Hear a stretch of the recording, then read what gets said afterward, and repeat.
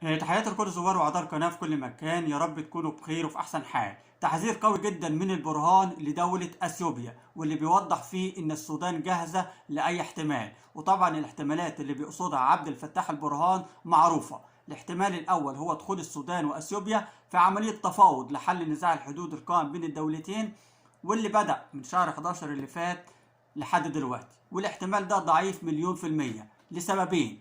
السبب الأول إن أثيوبيا لغاية دلوقتي مصممة على رأيها، طب حسب التصريحات اللي بتطلع بيها، وبتقول إن منطقة الفشقة تابعة للأراضي الأثيوبية، وإن الجيش السوداني قام بالاعتداء عليها خلال الفترة اللي فاتت. وفي نفس الوقت بتطالب الجيش السوداني بالانسحاب من المناطق اللي موجود فيها حاليا، وده شيء بترفضه السودان.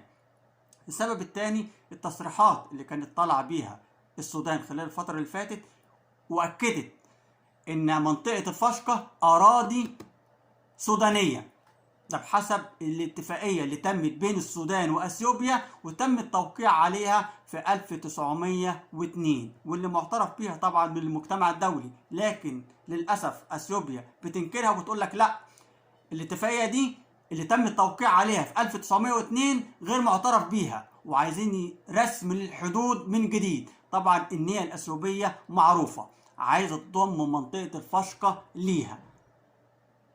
فيا ترى طرفين بالشكل ده وكل طرف منهم مصمم على رأي، هيدخلوا في مفاوضات؟ بالتأكيد لا. عشان كده أنا قلت في البداية إن الاحتمال ده هيكون ضعيف مليون في المية.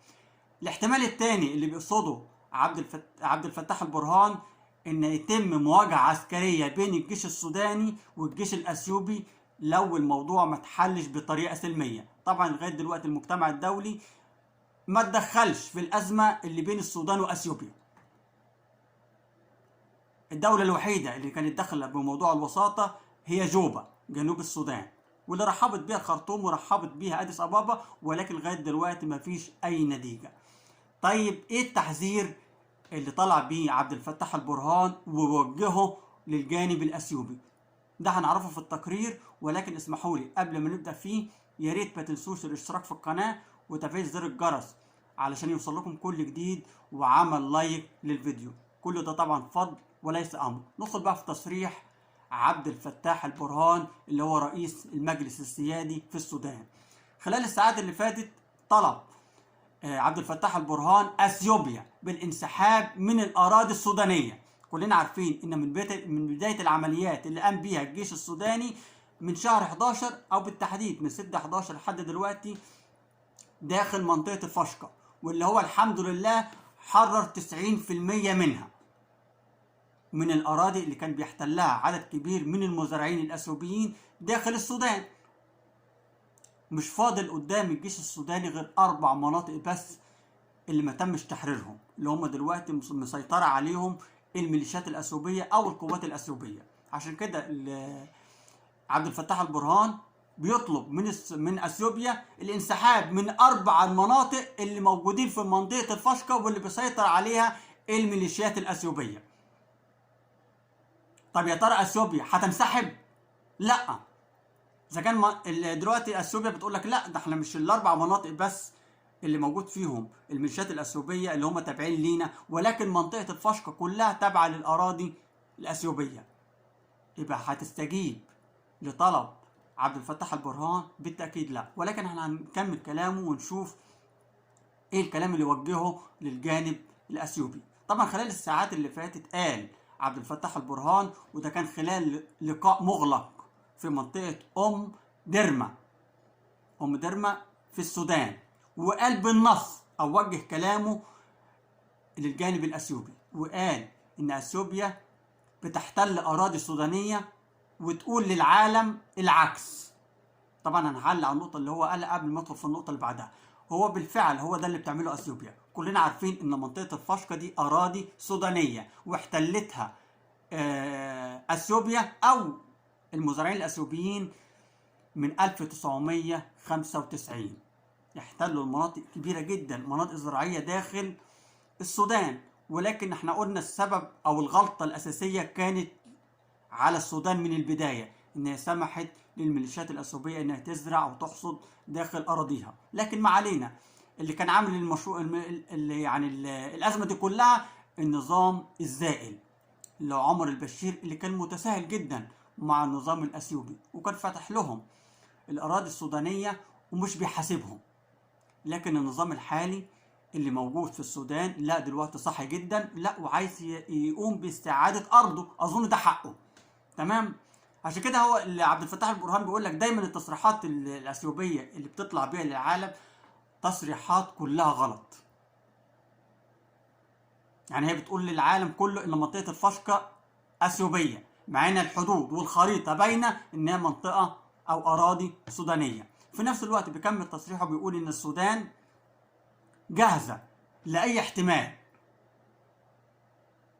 ودي الاحتمالين اللي انا قلت عليهم في البدايه. الاحتمال الاول ان هو ممكن يكون ضعيف ودخول المفاوضات بين الطرفين، وقلت انا ضعيف ليه. والاحتمال الثاني ان بالفعل يتم مواجهه عسكريه بين الجيش السوداني والاثيوبي. وانا قلت في فيديو قبل كده لو بالفعل تمت مواجهه عسكريه اللي هيخسر الجانب الاثيوبي، لان الجيش السوداني متفوق جدا سواء في المعدات العسكريه او في القوه. لا، الجيش السوداني متفوق 1,000,000% على الجيش الاثيوبي. في كمل بيانه او في المؤتمر اللي هو كان عامله وقال اللي اكد فيه ان السودان لن تتفاوض مع اثيوبيا بشأن الحدود. وده على فكره ده مش اول تصريح بيطلع بيه عبد الفتاح البرهان، طلع قبل كده في تصريح وقال لك مش هنفرط في شبر واحد من الاراضي السودانيه مهما حصل. يعني هو كده بيقفل الباب قدام الجانب الاثيوبي، مهما تعملوا، مهما تقوم الميليشيات الاثيوبيه التابعه ليكم بالاعتداء على الاراضي السودانيه، ولكن مش هنسيبها ولا هنفرط فيها. ده حقنا وحق الشعب السوداني وده حقه. امال القوات المسلحه ايه لازمتها في اي دوله؟ ان هي تحافظ على اراضيها في رقم واحد. في نفس الوقت قال لك ان كل الطلبات اللي بتطلبها او التصريحات اللي بتصرح بيها اثيوبيا خلال الفتره اللي فاتت كلها تصريحات ما لهاش اساس. يعني لما حضرتك تيجي تقدم تصريح او تقول تصريح قول دليل. يعني لما تيجي اثيوبيا تقول لك منطقه الفشقه دي اراضي اثيوبيه، اديني دليلك. اذا كان الشروط الحدودي سيبك من الاتفاقيه اللي هي مش لغايه دلوقتي مش معترفه بيها اثيوبيا، اديني دليل. او تعال على الشريط الحدودي اللي بينك وبين السودان وقول لي ان المنطقه دي اللي هي منطقه الفشقه المتنازع عليها دي تابعه الاراضي الاثيوبيه وانا هصدقك. لكن الخريطه اللي انت بتتكلم عنها بتوضح ايه؟ بتوضح ان التصريحات بتاعتك اللي انت بتطلع بيها من الوقت للتاني كلها كده. الخريطه بتوضح ان منطقه الفشقه اراضي سودانيه، ازاي تطلع انت قدام العالم كله وتقول دي اراضي اثيوبيه؟ يا ترى هتضحك على العالم ولا هتضحك على السودان ولا هتضحك في الاول وفي الاخر على نفسك؟ المهم اكد عبد الفتاح البرهان ان القوات المسلحه السودانيه هتظل الحامي الحقيقي للشعب السوداني وثورته وحاسمه للتغيير. ده شيء زي الفل. احنا كلنا عارفين ان اي دوله في دول العالم سواء دولة عربية دولة أجنبية المؤسسة القوية فيها واللي بتحافظ على الدولة هي القوات المسلحة. واحنا كلنا طبعا عارفين الدوامة اللي كانت شغالة فيها السودان خلال الفترة اللي فاتت، سواء الحرب اللي كانت بينها وبين جنوب السودان وفي الآخر تم الانفصال، أو الحرب اللي كانت دايرة في منطقة دارفور والجماعات المسلحة اللي كانت بتقوم بيها من وقت للتاني. حتى كان قريب في مواجهات بالفعل بتقوم بيها بعض الجماعات المسلحه داخل السودان، واحنا وضحناها في فيديو قبل كده وقلنا مين اللي وراهم او مين اللي بيسخنهم او مين اللي ان هم عايزين يعني يكون في حرب اهليه تقوم داخل السودان مره تانية. وجبنا الكلام بالدليل، قلنا الجانب الاثيوبي بالفعل مش بيتدخل في منطقه الفشقه لوحده، ولكن بيتدخل كمان في الداخل السوداني. وجاب 2 من الزعماء اللي هم طبعا زعماء للجماعات المسلحة، سواء جوزيف دوكا في جنوب السودان او عبد العزيز مش عارف اسمه ايه والله نسيت، عبد العزيز الحلو. عبد العزيز الحلو ده موجود في منطقة الشمال، فاثيوبيا بتدعم جوزيف دوكا في الجنوب وبتدعم عبد العزيز الحلو في الشمال. يا ترى ايه هدفها من كل التدعيم اللي بتقوم بيه؟ عشان تقوم حرب أهلية وتشغل بيها الجيش السوداني داخل السودان. يعني عايزة تشغله على الحدود الشرقية والحدود الغربية، في اعتقاد منها طبعا ان الجيش السوداني لا هيقدر يصد لا هنا ولا هنا. تمام؟ عرفتوا لعبة اثيوبيا هتوصل لحد فين داخل السودان؟ فمن حق السودان ان يدافع عن ارضه. في نفس الوقت او في نفس تصريحه قال عبد الفتاح البرهان ان القوات المسلحة حائط الصد الاول لحماية التغيير داخل الاراضي السودانية. طبعا هو بيقصد بعد الاطاحة بنظام عمر البشير. مين اللي مسك السودان؟ مين اللي حافظ على ارضها؟ طبعا القوات المسلحة السودانية. ليه النقطة المهمة بقى، ليه عبد الفتاح البرهان بيصرح بكل التصريحات في هذا التوقيت بالذات؟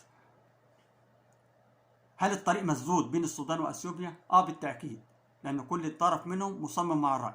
طبعا كل التصريحات اللي طلع بيها عبد الفتاح البرهان جت أو ظهرت بعد ما اثيوبيا أعلنت استعدادها لقبول أي وساطة من أي دولة لحل الأزمة الحدودية مع السودان، ولكن كان ليها طلب واحد أو شرط واحد. يعني هي قالت في البداية إن أنا هقبل بأي وساطة تقوم بيها أي دولة. طب والوساطة اللي قامت بيها جوبا عملت فيها إيه؟ ما عملتش فيها حاجة. طب والوساطة اللي أنت كنت طالباها من تركيا عملت فيها إيه؟ يا ترى أثيوبيا اتدخلت؟ تركيا اتدخلت؟ لأ، ومش هتقدر تدخل، لأن هي عارفة إن هي يعني طرف وسيط مرفوض بالنسبة للجانب السوداني. فتركيا هتدخل بأي صفة؟ طيب لما بتقول لك اي دوله في العالم، يعني لو جات لك اي دوله دلوقتي وقالت لك ان انا هدخل كوسيط لحل الازمه بينك وبين السودان، هتقبل؟ هيقبل، ولكن هي حطت شرط السودان هترفضه 100%. لما بتقول لك ان على الجيش السوداني ان هو ينسحب من الاراضي اللي هو موجود فيها حاليا. يعني انت بتطلب من السودان او من الجيش السوداني ان هو يطلع من ارضه وبعد كده تتفاوض معاه. دي لغة تفاوض هتدخل بيها السودان اثيوبيا مع السودان؟ بالتأكيد لا. وده اللي بيأكدته السودان، قالت لك ان يعني اي وساطة هنقبل بيها، ولكن في حالة لو السودان نفذت شرطها الوحيد وهو انسحاب الجيش السوداني من منطقة الفشقة، وده مستحيل ولا الجيش السوداني هينسحب منها. ده هو مصدق ان حرر 90% من منطقة الفشقة اللي كانت محتلة على مدار 25 سنة اللي فاتوا، ومش فاضل قدامه غير أربع قرى أو 4 مناطق، وكده يبقى حرر منطقة الفشقة بالكامل. تيجي دلوقتي تقول له لا ارجع سيب منطقة الفشقة؟ يعني انت حتى الطلب اللي بتطلبه مستحيل السودان ترفضه، مستحيل السودان تقبله قصدي. تمام؟ في نفس الوقت دعا المتحدث باسم الخارجية الأثيوبية، طبعا السفير تينا مفتي، ووجه دعوته لحكومة السودان. يا ترى التصريح اللي كان موجه للسودان ايه؟ او البيان اللي كان موجه للسودان؟ طبعا وجه كلام قوي جدا للسودان وسماه حسب تعبيره هو طبعا بوقف النهب وتهجير المواطنين الأثيوبيين اللي بدأت السودان تهجيرهم من 6 نوفمبر اللي فات، في نفس الوقت اللي كانت الحكومة الأثيوبية مشغولة بفرض القانون والنظام في إقليم ديجراي. يعني هو عايز يوضح إن خلال الفترة اللي كانت شغالة فيها الحرب في إقليم ديجراي واللي كان بيقوم بيها الجيش الأثيوبي ضد المسلحين في إقليم ديجراي، السودان استغلت الفرصة وقامت بالاعتداء على منطقة الفشقة. طب ده كلام يطلع من سفير؟ أولا السودان ما استغلتش الموقف في إقليم ديجراي، واللي قام بالاعتداء في الأول هي الميليشيات الأثيوبية مش الجيش السوداني. فأنت المفروض تفكر في التصريح قبل ما تقوله. طبعا في نفس الوقت اتهم عضو مجلس السيادة الانتقالي بالسودان الفريق أول شمس الدين القباشي، اتهم أثيوبيا بأنها تمارس ما يشبه الاحتلال أو الاستيطان الإسرائيلي، وذلك خلال تعديها على الأراضي السودانية في منطقة الفشقة. طبعا هو بيقصد بالكلمة دي إن من 1995 بالفعل بدأت بعض المزارعين الأثيوبيين يحتلوا جزء من الأراضي اللي موجودة في منطقة الفشقة، الأراضي الزراعية، وكان عددهم وصل من 3 مزارعين كانوا بيحتلوا في الوقت ده 3000 فدان، وصل ل 1957 ألف مزارع أثيوبي داخل الأراضي السودانية. احتلوا طبعا في الفترة دي 750 ألف فدان، يعني كده قريب من مليون. وفي الوقت نفسه بيقول لك لا، الأراضي دي تبعنا. طب تبعك ازاي وهي تبع الأراضي السودانية؟ لا، ما احنا بنزرعها بقالنا 25 سنة، يبقى دي تبعنا. عشان كده العضو في المجلس السيادي بالسودان بيقول لك ان اثيوبيا عايزه تمارس الاستيطان اللي بتقوم بيه دولة اسرائيل في فلسطين. يعني هي مش ارضي، ولكن انا محتلها وهقعد فيها، قوة عافية هاخدها. ده النظام الاثيوبي اللي ماشي. يا ترى الجيش السوداني هيسمح؟ لا. يا ترى المجتمع الدولي يقدر يهاجم الجانب السوداني؟ بالتأكيد لا، لأن المجتمع الدولي كله عارف إن اللي بتقوم بيه السودان بيقوم بيه الجيش السوداني ده بيحافظ على أرضه. وده بيان على فكرة كان طلعت بيه جامعة الدول العربية والاتحاد الأوروبي على فكرة، لما وجه تعزير لأثيوبيا وقال لها لازم توصل لحل نهائي في الصراع اللي داير بينها وبين السودان. فالمجتمع الدولي، الأمم المتحدة، جامعة الدول العربية عارفة متأكدة إن اللي بيقوم بيه الجيش السوداني ده حقه المشروع على أرضه. طبعا بعد التصريحات وبعد الاتهامات المتبادلة بين الطرفين، أدانت وزارة الخارجية السودانية دخول القوات الأثيوبية للمناطق الحدودية المتنازع عليها بين أثيوبيا وبين السودان، محملة طبعا الجانب الأثيوبي المسؤولية الكاملة على اللي هيحصل خلال الفترة اللي جاية، طبعا من العدوان اللي بتقوم بيه بعض الميليشيات الأثيوبية من شهر 8 مش 11 بقى، لا كان شهر 8 اللي فات، السنة اللي فاتت، كان في اعتداء قامت بيه بعض الميليشيات الأثيوبية على بعض المزارعين السودانيين، واللي قتلت 4 منهم، كان تقريبا في ضابط و2 من الجنود، وكان بعض المصابين من الناس المدنية. يعني الاعتداء شيء مش جديد على الجانب الأثيوبي. طبعا أنا آسف طولت عليكم، ولكن ده كان تصريح مهم جدا لعبد الفتاح البرهان، كان لازم نطلع ونقوله. تحياتي لحضراتكم ولشعبنا في السودان، وربنا معاكم ويحل الأزمة دي على خير، لأن احنا عارفين اللي هيقع مع أثيوبيا صعب إنه يطلع من أزمته. أثيوبيا عمالة زي اللي بتمر في دايرة، أي أزمة تمر معاها مستحيل توصل معاها لحل. أسيبكم دلوقتي في رعاية الله، وانتظرونا في فيديو آخر.